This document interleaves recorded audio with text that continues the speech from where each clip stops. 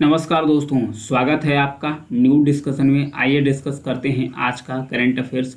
यदि आपको चाहिए पीडीएफ तो आप टेलीग्राम पर जाइए, वहां पर सर्च कर लीजिए सिविल एनहेंस, इसे ज्वाइन कर लीजिए, या फिर डिस्क्रिप्शन बॉक्स में लिंक दे दूंगा, वहां से आप इसे डाउनलोड कर सकते हैं।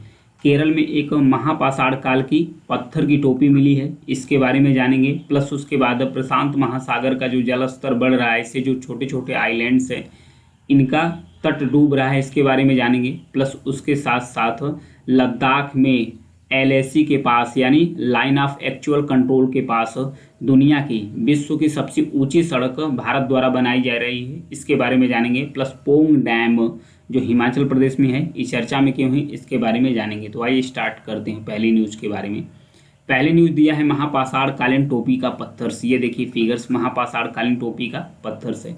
केरल में राज्य पुरातत्व विभाग द्वारा खुदाई की जा रही थी, पुरातात्विक खुदाई की जा रही थी। उसमें बड़ी संख्या में जो महापाषाण कालीन है हैट पत्थर मिले हैं, यानी कि टोपी वाला पत्थर मिला है, टोपी वाला पत्थर मिला है, जिसे मलयालम भाषा में थोपी कल्लू कहा जाता है। मलयालम भाषा में थोपी कल्लू के नाम से इसे जाना जाता है। हैट पत्थर अर्धगोलाकार लेटराइट्स पत्थर है, जिनका उपयोग महापाषाण काल के दौरान दफन कलशों के ढक्कन के रूप में किया जाता है। जैसे कि डेड बॉडी थी, डेड बॉडी को जब दफनाया जाता था तो उसके ऊपर जो ढक्कन का इस्तेमाल किया जाता था, तो इसी हैट टोपी का इस्तेमाल किया जाता था महापाषाण काल में। इसके साथ साथ मुख्य निष्कर्ष और भी कुछ निकले हैं कि मेगालिथिक दफन स्थल के अवशेष भी मिले हैं, जिसमें एक अद्वितीय रॉक कट लेटराइट दफन कक्ष भी शामिल है। इसमें खुदाई को भी और भी प्रेरित करता गया है। इस स्थल से बड़ी संख्या में मिट्टी के कलश मिले हैं, विशिष्ट लोहे के उपकरण भी मिले हैं, जिससे यह पता चलता है कि 2000 साल, आज से 2000 साल पहले इस क्षेत्र में रहने वाले लोगों की संस्कृति कैसी थी, उनका कल्चर कैसा था और उनकी लाइफ स्टाइल यानी उनका जीवन कैसा था, इस सारी चीज़ों पर प्रकाश डाला गया है। तो महापाषाण कालीन टोपी वाला पत्थर कहाँ मिला है, तो केरला के अंतर्गत मिला है। आगे बढ़ेंगे। नमोह 108 यह है क्या, हाल ही में CSIR मतलब होता है council of scientific industrial research, council of scientific industrial research, और उसके बाद है NBIIS यानी national botanical institute, Indian institute research institute, RI है रिसर्च इंस्टीट्यूट यानी राष्ट्रीय वनस्पति अनुसंधान संस्थान है। ये दोनों ने मिलकर नमोह 108 नामक एक कमल के फूल का किस्म विकसित किया है। कमल के फूल की एक नई प्रजाति यानी किस्म विकसित की है। इसकी खासियत क्या है, इसकी खासियत यह है कि इसमें 108 पंखुड़ियाँ हैं, फिगर देख सकते हैं। इसकी खासियत यह है कि 108 पंखुड़ियों वाला एक कमल का पुष्प है। इसका जो धार्मिक महत्व है, कमल का फूल है, इसका तो धार्मिक महत्व है ही, जो इसकी संख्या है 108, इसका भी धार्मिक महत्व है हिंदू धर्म में। तो ये कमल की किस्म मार्च से दिसंबर के बीच में खिलता है और पोषक तत्वों से भरपूर है। यह भारत में कमल की पहली किस्म है जिसके जीनोम को उसकी विशेषताओं के लिए पूरी तरह से अनुक्रमित किया गया है, सीक्वेंसिंग तरीके से इसे किया गया है। और जैसे कमल के रेशे, इसका फ़ायदा क्या होता है, इसका यूज कहाँ कहाँ होता है, इसका जो कमल का फूल है इसके रेशे का इस्तेमाल करके परिधान बनाए जा सकते हैं। प्लस उसके बाद इनके फूलों से फ्रोटस को निकालकर इत्र बनाए जा सकते हैं। फ्रोटस को निकालकर, जो बीच में उसकी कली होती है, फ्रोटस को निकालकर इत्र यानी कि जो परफ्यूम होते हैं वो बनाए जाते हैं। तो इसको याद रखिएगा, नमोह 108। इसे किसने खोजा है, CSIR और उसके बाद राष्ट्रीय वनस्पति अनुसंधान संस्थान, दोनों ने मिलकर इसको विकसित किया है, जो लखनऊ में स्थित है। लखनऊ उत्तर प्रदेश की राजधानी है। आगे बढ़ेंगे। प्रशांत महासागर के आसपास द्वीप डूब रहे हैं, क्यों डूब रहे हैं, इसके बारे में जानेंगे। विश्व मौसम विज्ञान संगठन ने चेतावनी जारी की है कि प्रशांत द्वीप समूह के आसपास जल स्तर प्रतिवर्ष, कह रहे हैं कि जो प्रशांत महासागर है इसका जो जल स्तर है प्रतिवर्ष हर साल 4 mm यानी कि 4 मिलीमीटर तक बढ़ रहा है। तो जो इसके आसपास द्वीप हैं, चाहे पापुआ न्यू गिनी हो, चाहे सोलोमन आइलैंड्स हो, नौरू गणराज्य हो, किरिबाती हो, तुवालू हो, वानताउआ हो, न्यू कैलेडोनिया हो, फिजी हो, ये सब सारे प्रशांत महासागर के द्वीप है। मैच द फॉलोइंग क्वेश्चन पूछ देगा तो ये नाम बहुत ही इंपॉर्टेंट हो जाता है कि ये किस महासागर में स्थित है। और ऑस्ट्रेलिया का पूर्वी तट, ये सब जल स्तर बढ़ रहा है, वृद्धि हो रही है, तो उसके कारण ये डूब रहा है। तो आखिर एक रिपोर्ट पब्लिश की गई है WMO वर्ल्ड मेट्रोलॉजिकल ऑर्गेनाइजेशन के द्वारा दक्षिण पश्चिम प्रशांत क्षेत्र में जलवायु की स्थिति की 2022 में रिपोर्ट पब्लिश की गई है। इस रिपोर्ट से यह पता चलता है कि इस क्षेत्र के अंतर्गत पिछले वर्ष मतलब पिछले एक वर्ष में 35 प्राकृतिक घटनाएं देखने को मिली है, जिससे 700 से अधिक लोगों की मौतें हुई है। लगभग 8 मिलियन से अधिक व्यक्तियों सीधे इससे प्रभावित हुए हैं। 8 मिलियन से अधिक व्यक्ति सीधे इससे प्रभावित हुए हैं, जिसके कारण से जो जल स्तर है एक वार्षिक स्तर से भी जो होता है ना, एक एवरेज लेवल से भी अधिक बढ़ रहा है प्रशांत महासागर के आसपास। तो आइलैंड को याद रखिएगा। आगे बढ़ेंगे। मैलारा पंथ के बारे में दिया है, ये चर्चा में क्यों है इसके बारे में जानेंगे।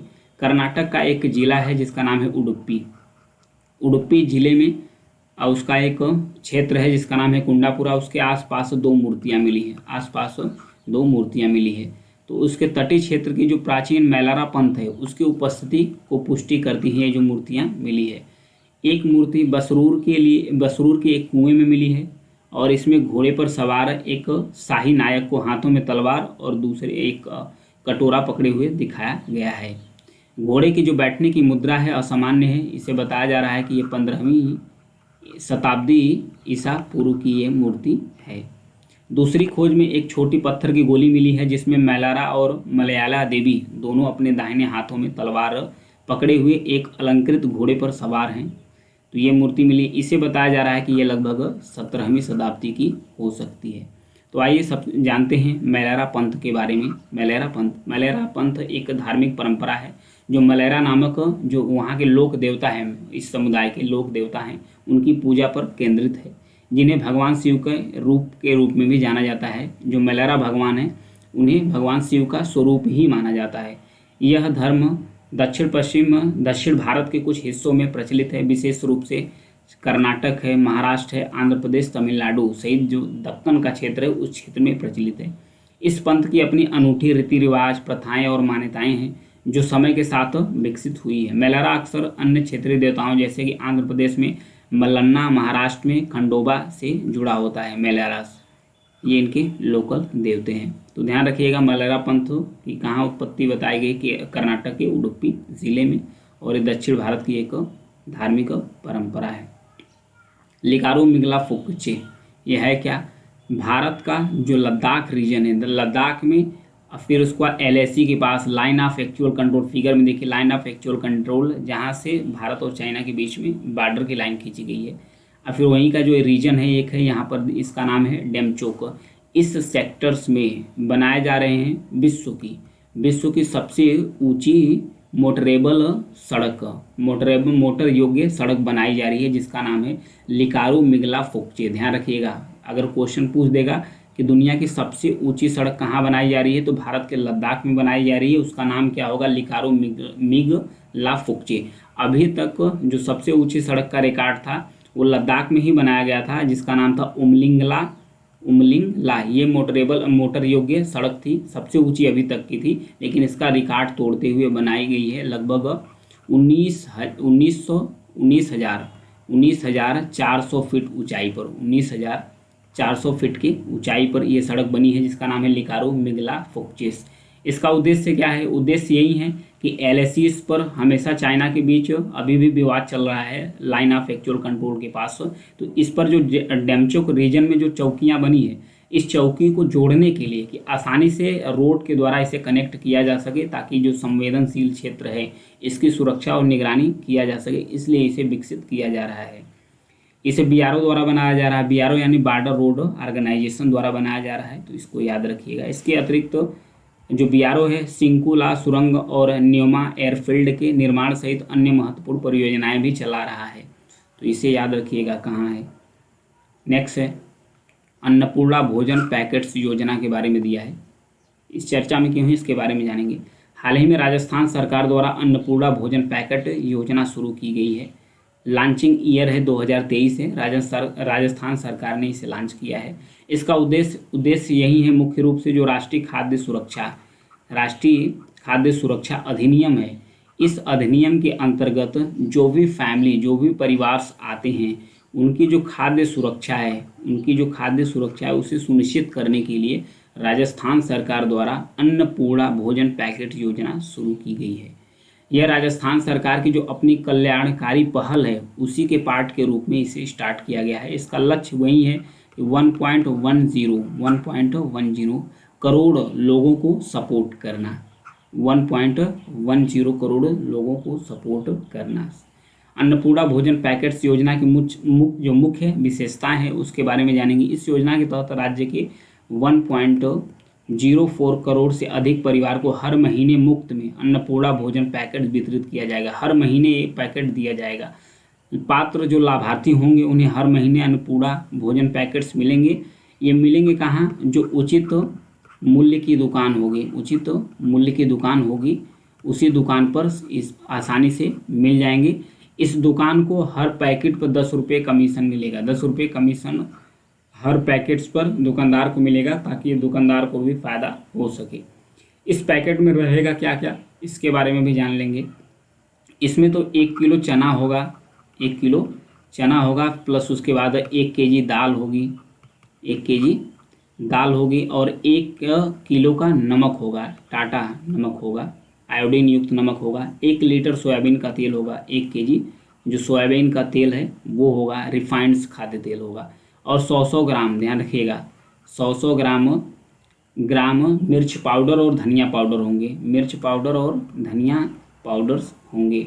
और 50 ग्राम हल्दी पाउडर्स, मतलब सीधे पका ही देना है ले जाकर। तो ये राजस्थान सरकार द्वारा शुरू की गई है, तो इसे ध्यान रखिएगा। नेक्स्ट बढ़ेंगे, पोंग डैम्स के बारे में दिया है, तो ये चर्चा में क्यों है इसके बारे में जानेंगे। हाल ही में पोंग बांध जो है इसे चालू होने के बाद से अब तक का सबसे अधिक पानी प्रवाह दर्ज किया गया है, कि मतलब इसमें सबसे अधिक पानी है।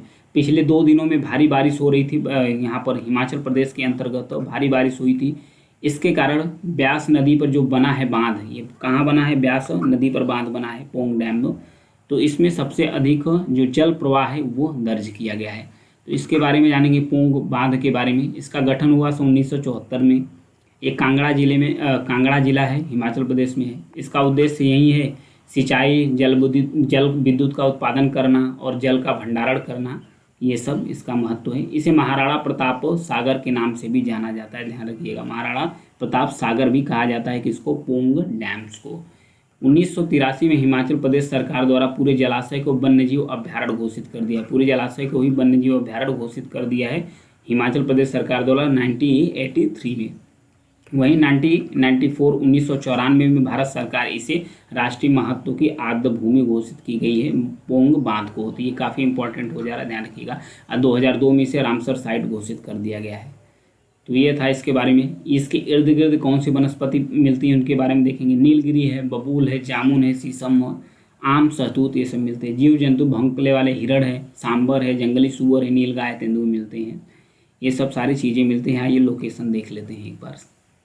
ये है पोंग डैम्स, यहाँ पर देखिए, ये है पोंग डैम, हिमाचल प्रदेश के कांगड़ा जिले में स्थित है। सबसे इम्पोर्टेंट बात कि यह ब्यास नदी पर बना है। कहाँ पर बना है? ब्यास नदी पर। ब्यास नदी पर हिमाचल प्रदेश में ही एक मंडी जिला है, इसमें एक और डैम बना है जिसका नाम है पंडोह डैम। एक डैम इस पे भी इम्पॉर्टेंट है, इसे याद रखिएगा। वहीं है ब्यास नदी, सतलज नदी की एक सहायक नदी है। सतलज नदी पर हिमाचल प्रदेश का जो बिलासपुर जिला है उसमें एक बांध बना है, भाखड़ा नांगल बांध, जो काफ़ी फेमस है। ये भारत का जो टिहरी बांध है उसके बाद दूसरा सबसे ऊंचा बांध है। तो ये भाखड़ा नांगल बांध है, इसको याद रखिएगा।